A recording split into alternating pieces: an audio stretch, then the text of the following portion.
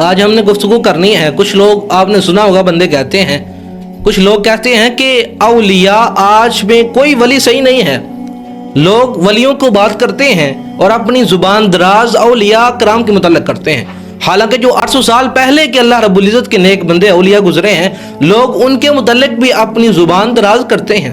رب العالمین فرماتا ہے الا ان اولیاء اللہ لا خوف علیہم ولا هم يحزنون. اللہ فرماتا ہے کہ جو بے شک اللہ کے ولی ہیں, اللہ کے دوست ہیں, انہیں نہ کوئی خوف ہے نہ ڈر ہے. رب العالمین کے محبوب علیہ الصلوۃ والسلام, میرے آقا علیہ الصلوۃ والسلام تشریف فرما تھے. آقا نے فرمایا کہ کچھ لوگ ایسے ہوں گے قیامت کے روز ان کے چہرے روشن ہوں گے, نہ وہ نبی ہیں نہ وہ شہید ہیں. صحابہ حیران ہوئے, عرض کیا یا رسول اللہ وہ کون لوگ ہوں گے جو اللہ رب العزت کے ایسے نیک بندے ہیں جن پر لوگ رشک کریں گے؟ حضور نے فرمایا شہید بھی نہیں ہے, نبی بھی نہیں ہے, لیکن لوگ ان پر رشک کریں گے. اللہ کے محبوب علیہ الصلوۃ والسلام نے فرمایا رشک کریں گے. اس کے بعد اللہ رب العزت کے محبوب میرے آقا نے قرآن کی یہ آیت تلاوت فرمائی, الا ان اولیاء اللہ لا خوف علیہم ولا هم يحزنون. محبوب علیہ الصلوۃ والسلام تو ہمیں ولیوں کی یہ شان بیان کر رہے ہیں, لیکن آج کا بندہ, آج کا کوئی مولوی اٹھتا ہے, آج کا کوئی فرقہ بنانے والا فرقہ پرست اٹھتا ہے, لوگوں میں انتشار پیدا کرتا ہے, ایمان خراب کرتا ہے, وہ ولیوں کے بارے میں زبان دراز کرتا ہے. حضرت علی رضی اللہ تعالی عنہ کی بارگاہ میں بندہ آیا, کہا اے علی یا سیدی آپ شام کے لوگوں پر لعنت کیجئے. مولا علی رضی اللہ تعالی عنہ نے فرمایا میں شام کے لوگوں پر لعنت نہیں کروں گا, میں نے آقا کو فرماتے ہوئے سنا ہے. محبوب علیہ الصلوۃ والسلام نے ارشاد فرمایا کہ شام میں رب العالمین 40 ابدال کو پیدا کرے گا, اس لیے میں شام کے لوگوں پر لعنت نہ کروں گا. اور قرآن میں کیا کہتا ہے؟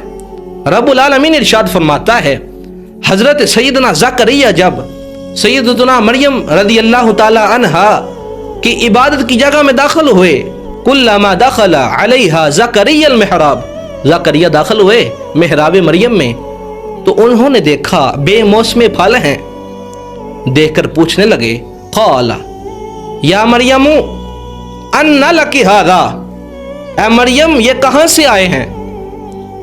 سیدتنا مریم رضی اللہ تعالی عنہا بیان کرتی ہیں, قرآن کہتا ہے قالت ہوا من عند اللہ, مریم نے کہا یہ مجھے رب العالمین کی طرف سے آئے ہیں. ہنالک دعا زکریا ربہ قال رب ھب لی من لدنک ذریۃ طیبہ انک سمیع الدعاء.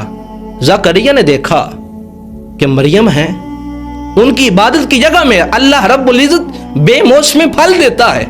انہوں نے وہاں دعا کی, ہاتھ کھڑے کیے. وہ اللہ کی نبیاں نہیں تھی, اللہ نے کسی عورت کو نبی نہ بنایا, وہ ایک اللہ کی ولیہ تھی.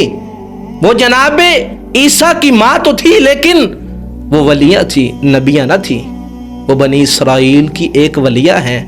زکریا دعا کرتے ہیں اللہ مجھے نیک اولاد عطا فرما, لیکن آگے قرآن کہتا ہے اللہ رب العزت فرماتا ہے فنادته الملائکہ وهو قائم یصلی فی المحراب ان اللہ یبشرک بیحییٰ مصدقا بکلمۃ من اللہ وسیدا وحصورا ونبیا من الصالحین.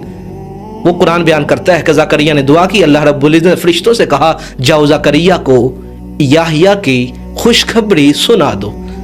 زکریا کہتے ہیں قال رب انا یکون لی غلام وقد بلغنی الکبر وامرأتی عاقر. زکریا کہتے ہیں اللہ میں تو بڑھاپے کو پہنچ چکا ہوں, وقد بلغنی الکبر وامرأتی عاقر, میری عورت بانجھ ہو چکی ہے, اللہ مجھے اولاد کیسے ہوگی؟ رب العالمین فرماتا ہے قال کذلک اللہ یفعل ما یشاء. اللہ رب العزت فرماتا ہے اللہ یوں ہی کرتا ہے جیسے چاہتا ہے. انہوں نے ایک نیک ولیہ کی عبادت کی جگہ میں برکت کے لیے کھڑے ہو کر دعا کی, وسیلہ مانگا.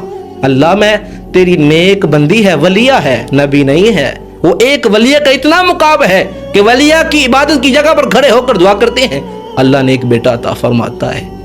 تو اس لیے اگر کوئی مسجد میں آ کے چپل چڑھاتا ہے, کوئی نشئی آ کر مسجد کا نقصان کرتا ہے, کوئی ٹوٹی اتار کے لے جاتا ہے, کوئی پنکھا یا لائٹ اتار کے لے جاتا ہے, تم مسجد والوں کو برا نہیں کہو گے, امام کو برا نہیں کہو گے, نماز پڑھنے والے لوگوں کو یا مسجد کو, رب کے گھر کو برا نہیں کہو گے, بلکہ اس کام کرنے والے, اس فیل کرنے والے کو برا کہو گے.